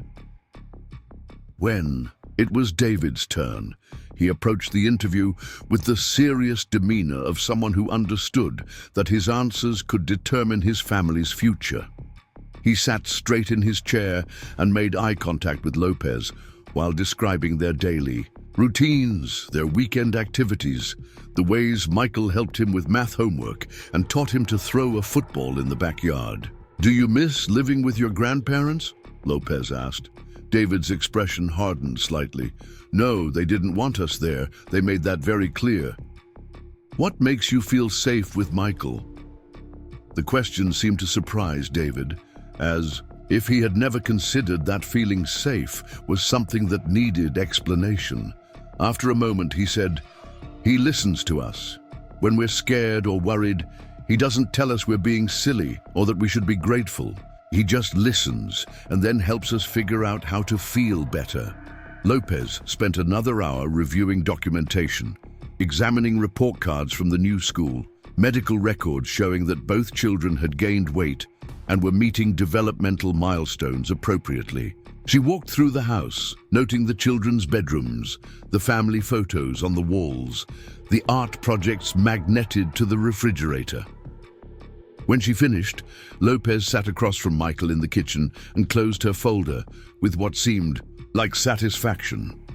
"Mr. Chen, I want you to know that this is one of the more straightforward follow-up investigations I've conducted. The children are clearly thriving in your care, and you've created a stable, nurturing environment for them." Michael felt some of the tension leave his shoulders. "So we're done with official oversight?" "I'll be filing a report recommending your case closure," Lopez confirmed. "Barring any future issues, you shouldn't expect any more visits from my office." After Lopez left, Michael found Emma and David in the backyard, constructing an elaborate fort out of the leaves they had supposedly been raking. They looked up as he approached, their faces bright with the kind of uncomplicated joy that had been missing from their lives for too long. "Are we in trouble?" Emma asked, though her tone suggested she wasn't particularly worried about the answer. "No trouble," Michael assured her. "Detective Lopez was just making sure we're all happy together." "And are we?" David asked, though he was grinning as he said it. Michael looked at these two children who had survived loss and trauma and cruelty with their essential kindness intact, who had found their way back to laughter and trust, despite every reason to give up on both. David seems to understand that being good at math doesn't make him better than other children, just different in this one area. They developed a plan that would allow David to attend advanced mathematics classes while remaining with his peer group for all other subjects and social activities. It was a careful balance between academic challenge and social development, designed to nurture his abilities without isolating him from normal childhood experiences. When Michael shared the details with David that evening, the boy's response was characteristically thoughtful. "Do you think Mom would have been proud of me for being good at math?" The question caught Michael off guard, partly because David rarely brought up his mother in direct conversation, and partly because it revealed depths of motivation that went beyond academic achievement. "Your mom was already proud of you," Michael said carefully. She loved watching you solve problems and figure things out.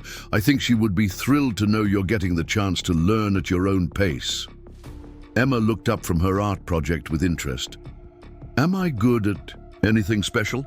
Michael knelt beside her chair and studied the drawing she was working on, a detailed illustration of their house with careful attention to architectural details and creative additions like a family of rabbits living in the front garden. "You're an incredible artist," he said. "Look at this house, how you've drawn every window and even the texture of the brick. That takes real skill and patience." Emma beamed with pride, and Michael made a mental note to explore art classes and creative programs that might nurture her obvious talents. Both children were beginning to reveal abilities and interests that had been suppressed during their time with the Hartwells, and part of his job as their father was to provide opportunities for those talents to flourish. Saturday arrived with the crisp clarity of mid-autumn, perfect weather for mall expeditions and basketball shoe shopping. Michael drove Emma to meet Ashley and her mother at the main entrance, watching with satisfaction as his daughter joined. A group of giggling girls who accepted her as naturally as if she had always been part of their circle. The sporting goods store with David was a different kind of adventure, full of technical discussions about traction patterns and ankle support that reminded Michael of the analytical approach David brought to everything that interested him. They selected basketball shoes that were both practical and stylish, along with athletic clothes that would allow David to participate fully in team activities. "Can we stop by the bookstore?" David asked as they walked through the mall corridors. "I want to find some math books that might be more interesting than my homework." The request was so perfectly David that Michael had to suppress a smile. Most 10-year-old boys would have asked for video games or sports equipment, but David wanted mathematical challenges that would stretch his abilities during free time. The bookstore's mathematics section yielded several problem-solving books designed for middle school students, along with a geometry workbook that caught David's attention because it involved three-dimensional thinking rather than just numerical calculations. Michael bought them all, along with a few novels that might appeal to David's developing interests in science and engineering. When they picked up Emma 2 hours later, she was carrying shopping bags and glowing with the satisfaction of successful social navigation. She had bought clothes that she had chosen herself, accessories that reflected her personal taste, and small gifts for Michael and David that demonstrated her thoughtfulness. Ashley's mom said I can come to their house next weekend for a sleepover, Emma announced as they drove home. She has a swimming pool and they're going to make homemade pizza. These were the milestones Michael had dreamed about during those dark months when the children lived with the Hartwells, normal childhood experiences that built friendships and confidence in equal measure. Emma was learning to trust that good things could happen to her, that she deserved friendship and fun, and the simple pleasure of choosing her own clothes. That evening, the family gathered around the dining room table for what had become their traditional Saturday night pizza dinner. Emma showed off her purchases with the enthusiasm of someone discovering the joy of personal expression through fashion choices. David opened his new math books and immediately became absorbed in problems that were clearly more engaging than his regular homework. Michael watched them both with a contentment that felt almost too fragile to trust completely. 6 months ago, he had been a single father, struggling to pay rent while fighting a legal battle he had no realistic chance of winning. Tonight, he was sitting in a house he owned outright with 2 children who were healthy, safe, and beginning to bloom in ways that amazed him daily. The transformation hadn't been easy, and Michael knew they were all still healing from trauma that would probably affect them for years to come. But they were healing together, as a family, with resources and stability that Sarah had somehow provided even after her death. As bedtime approached and the children gathered their new treasures to take upstairs, Emma paused beside Michael's chair and gave him the kind of spontaneous hug that reminded him why every battle had been worth fighting. "Thank you for letting me pick out my own clothes today," she said. "Mrs. Hartwell always chose everything for me, and she never asked what I liked." "You have excellent taste," Michael replied, meaning it completely. "I trust you to make good choices." It was a simple exchange, but it represented something profound about the kind of relationship they were building together. Michael was learning to trust Emma and David to know their own minds, to express their preferences, to take age-appropriate responsibility for decisions that affected their lives. The Hartwells had controlled every aspect of the children's existence, from their clothes to their food to their social interactions, creating an environment where Emma and David learned to suppress their own desires rather than risk disapproval. Michael was trying to do the opposite, to create space where their personalities could emerge naturally and their individual talents could develop without fear of judgment. It was a delicate balance, providing guidance and structure while allowing freedom and self-expression. But as Michael turned off the lights and locked the doors that David would check again before going to sleep, he felt confident that they were moving in the right direction.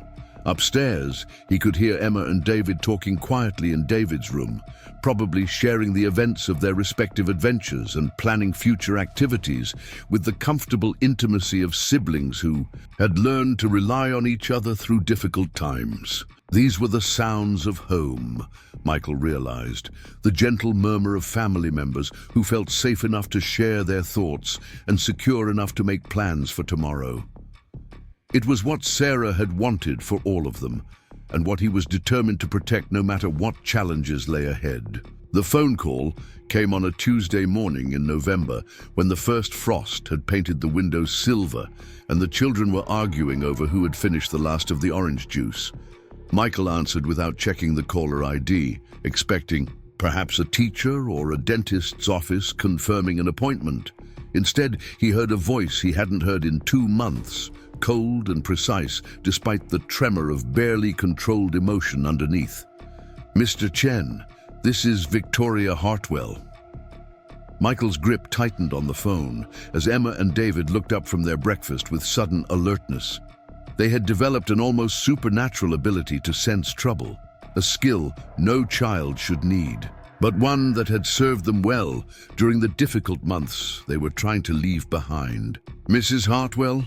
Michael said carefully, stepping into the hallway where the children couldn't hear the full conversation. "I thought our lawyers had made it clear that all communication should go through them." "This isn't about lawyers," Victoria replied, her voice strained in a way Michael had never heard before. "This is about family, about my husband." There was something in her tone that made Michael pause, a quality of desperation that cut through the usual arrogance and condescension. "What about Richard?" "He's in the hospital. Heart attack 3 days ago. He's been asking for the children." Michael felt the familiar knot of protective anxiety form in his stomach. "Emma and David are doing very well where they are. They don't need to be exposed to more family drama." "He's dying," Victoria said, the words coming out harsh and sudden. "The doctors say maybe days, maybe weeks, but not longer than that. He wants to see his grandchildren before he goes." The silence stretched between them, filled with the weight of complicated grief and unresolved anger. Michael had no love for Richard Hartwell, the man who had supported taking Emma and David away from the only stable home they had known since their mother died. But he also understood the profound complexity of family relationships, especially when filtered through the eyes of children who had loved and been hurt by the same people. "I need to talk to Emma and David," Michael said finally. "This has to be their choice." "Of course," Victoria agreed quickly, too quickly, as if she had been prepared for this response. "I understand they might be angry with us. I understand we made mistakes." Mistakes seemed like an inadequate word for emotional and physical abuse. But Michael didn't pursue the semantics. "I'll call you back in an hour." When he returned to the kitchen, Emma and David were still sitting at the table, but their breakfast had been forgotten in favor of watching his face for clues about what kind of trouble might be heading their way. "Was that Mrs. Hartwell?" David asked, his voice carefully neutral. Michael sat down across from them, trying to find words for a situation that had no good options. "Your grandfather is very sick. He's in the hospital and he wants to see you." Emma's expression immediately became guarded. "Do we have to go?" "No," Michael said firmly. "You absolutely don't have to go, but I think you should know that he's probably going to die soon, and this might be your last chance to see him if you want to."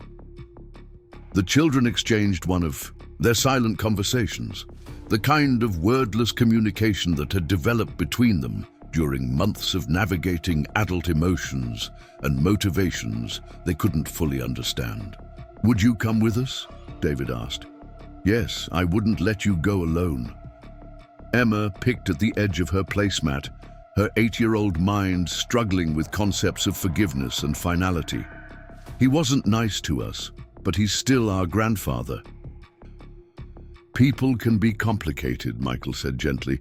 "Someone can love you and still hurt you. Someone can make bad choices and still be sorry about them later." David nodded slowly, like how Mum used to get frustrated with us sometimes. But we knew she always loved us even when she was upset. Exactly like that, except more complicated.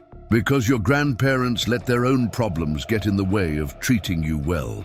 They talked for another 20 minutes, Michael answering their questions honestly while trying not to influence their decision either way.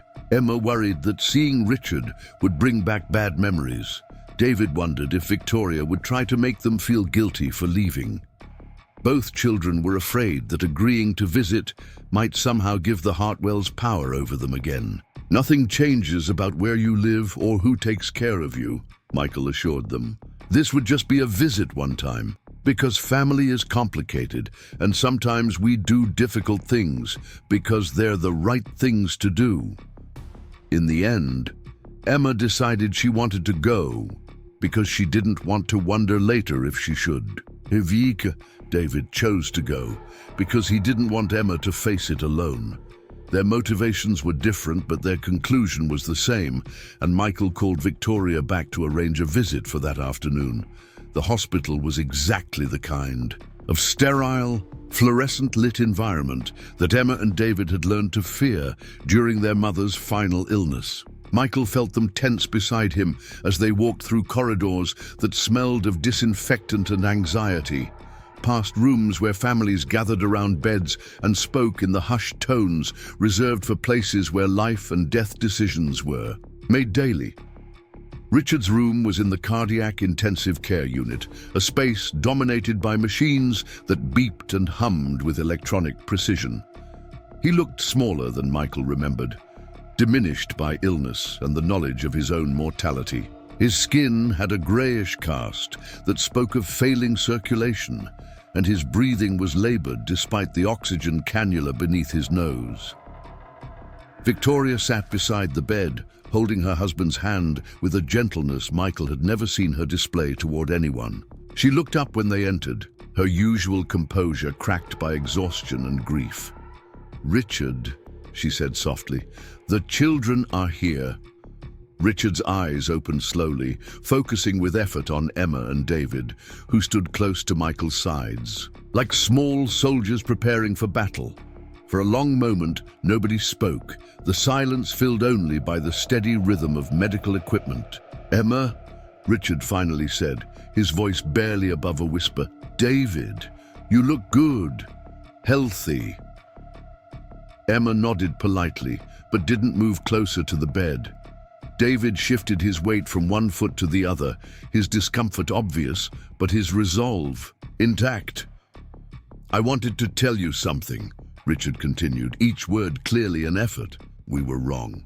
About Michael, about what was best for you. We thought money and status were more important than love, and we were wrong."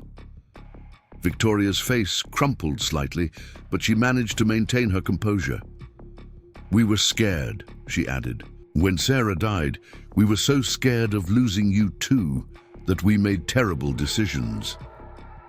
Emma stepped forward slightly, her natural compassion overriding her wariness. Are you scared now? Richard managed a weak smile. A little, but seeing you both safe and happy makes it easier. The conversation continued for another 20 minutes, stilted and careful, but gradually warming as old wounds were acknowledged. If not completely healed, Richard apologized for the things Victoria had done, taking responsibility as the head of their household, even though they all knew he had been a passive participant rather than an active abuser. Victoria apologized more specifically, admitting that she had been cruel because she didn't know how to process her own grief over losing Sarah. She had taken her anger and fear out on the children instead of dealing with her own emotional pain. And she knew that was unforgivable, even as she asked for forgiveness anyway. We set up a trust fund, Victoria said as the visit neared its end, for your education, for whatever you might need in the future. It's not very much compared to what you already have, but we wanted you to know that we were thinking of you. Michael accepted the information politely, though he suspected Emma and David would never need money from the Hartwells for anything. The gesture seemed more about Victoria's need to feel useful than any practical benefit to the children. As they prepared to leave, Richard called David over to the bedside. You're going to be the man of the family now, he said. Take care of your sister and Michael. David considered this seriously. Michael takes care of us. We're a family. Together. Good, Richard said. That's how it should be. The drive home was quiet, both children processing the experience in their own ways. Emma stared out the window at the passing landscape, while David asked occasional questions about death and forgiveness, and whether people could really change when they were dying. How do you feel? Michael asked when they were almost home. Sad, Emma said immediately, but not the same kind of sad as when Mom died. Different sad. David nodded agreement. Like sad for him, but also sad that it took him dying to say he was sorry. That evening, they ordered Chinese takeout and ate dinner while discussing whether they wanted to attend Richard's funeral when the time came.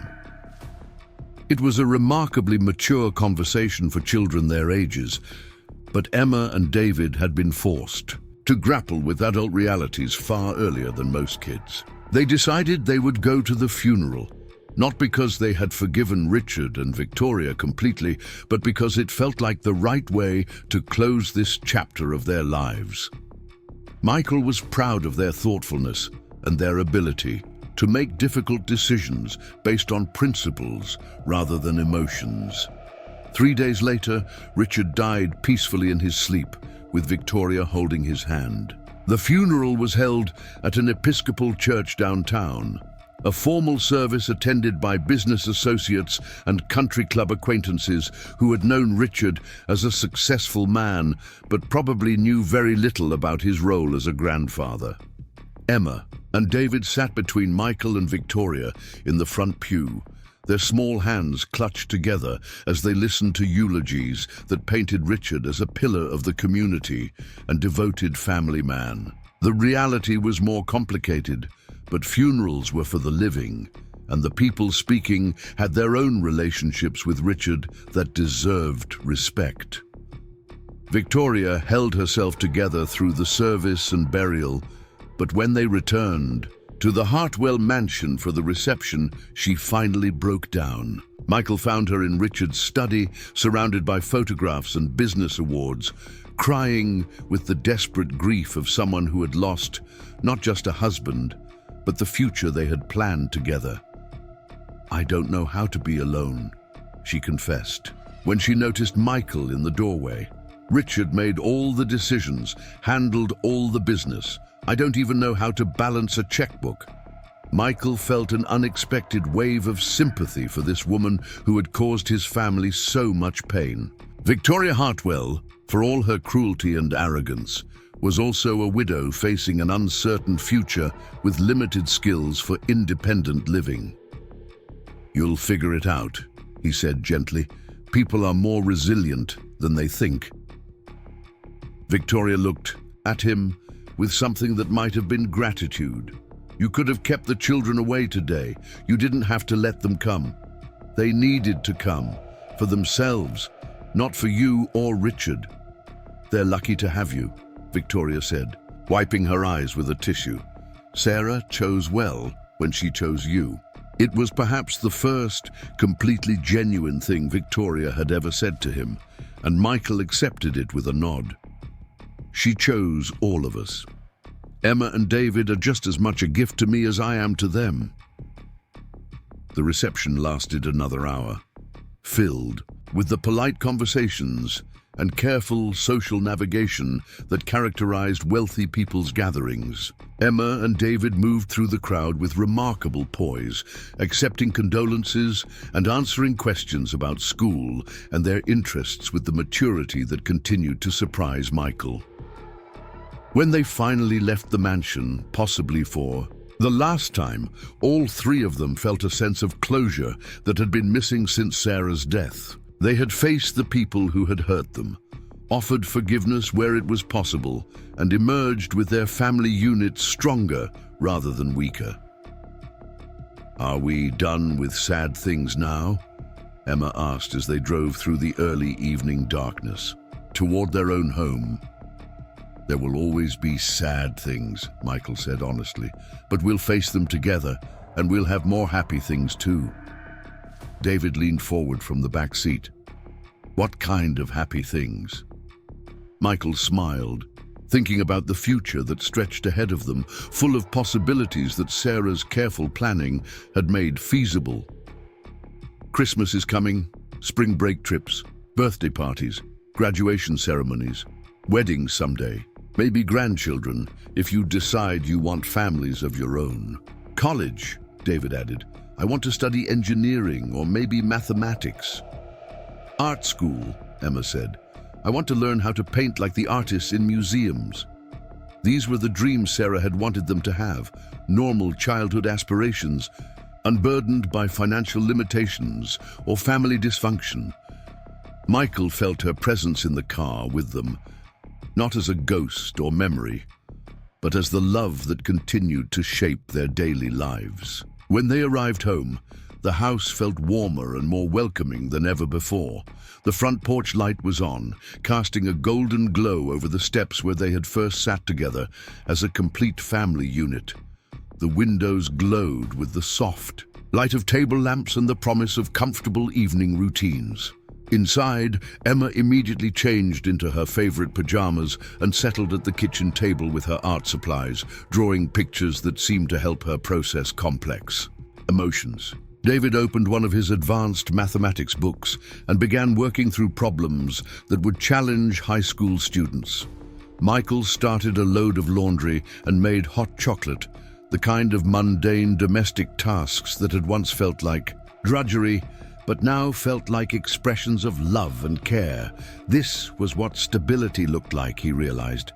Not the absence of problems or challenges, but the presence of routines and relationships that could weather whatever difficulties arose. As bedtime approached, Emma presented him with her latest drawing, a picture of their house with 3 figures standing in the front yard under a rainbow. The figures were labeled Michael, Emma, and David, and at the bottom of the page, in her careful second-grade handwriting, she had written, "My family forever."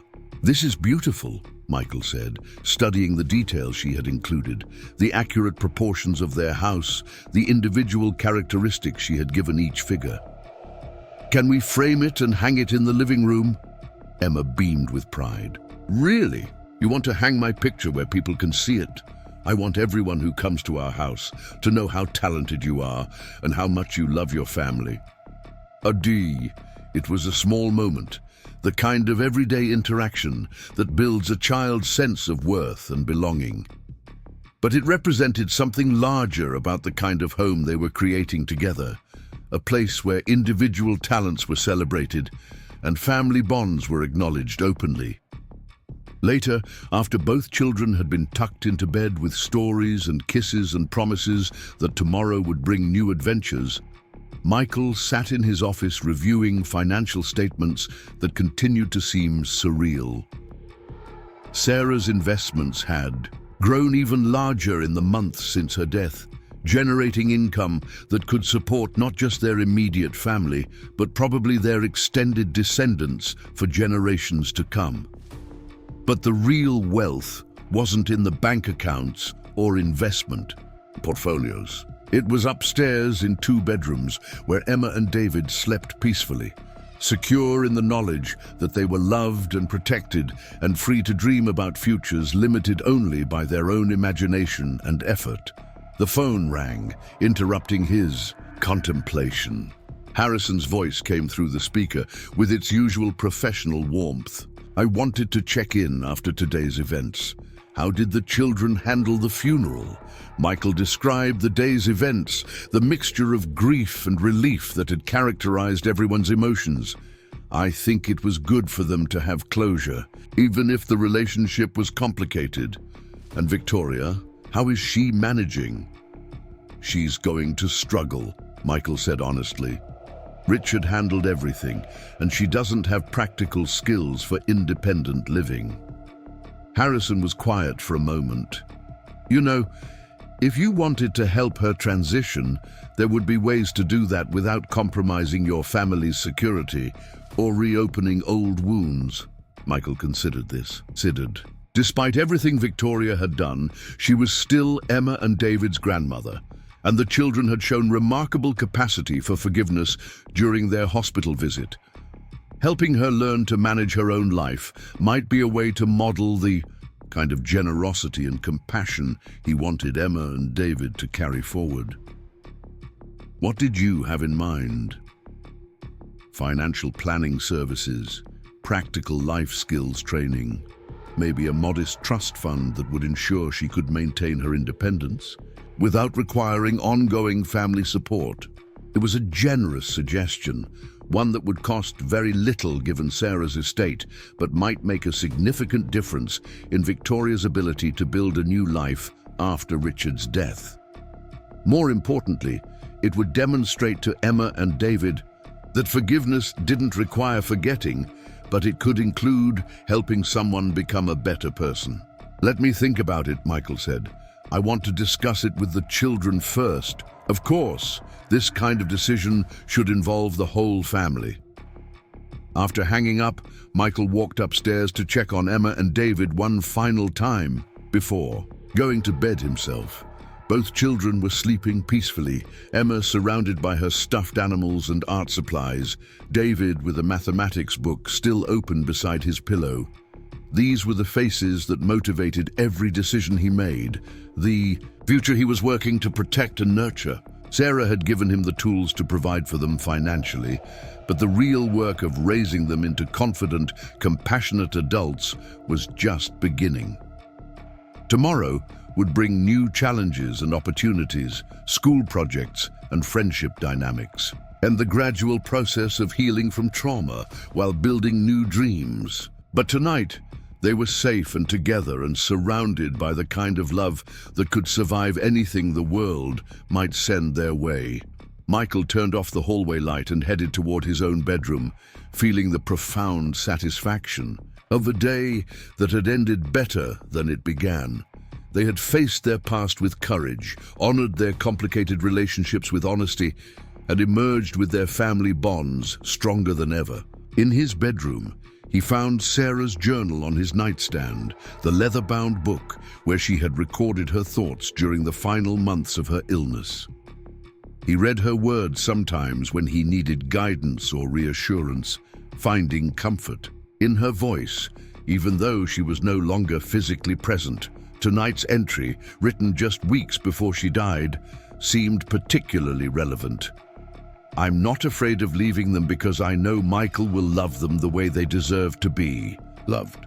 Not perfect love, because nobody's perfect, but faithful love that keeps showing up even when things get difficult. That's all any child really needs, someone who keeps showing up." Michael closed the journal and placed it back on the nightstand, carrying Sarah's words with him as he settled into sleep. Tomorrow He would continue showing up for Emma and David, one day at a time, one decision at a time, building the kind of family life that honored Sarah's memory while creating new traditions and possibilities. The house settled around them with the comfortable sounds of home, the gentle creaking of wood and the whisper of wind through the trees outside. It was the sound of security, of belonging, of dreams taking root in soil that was finally fertile enough to support whatever wanted to grow.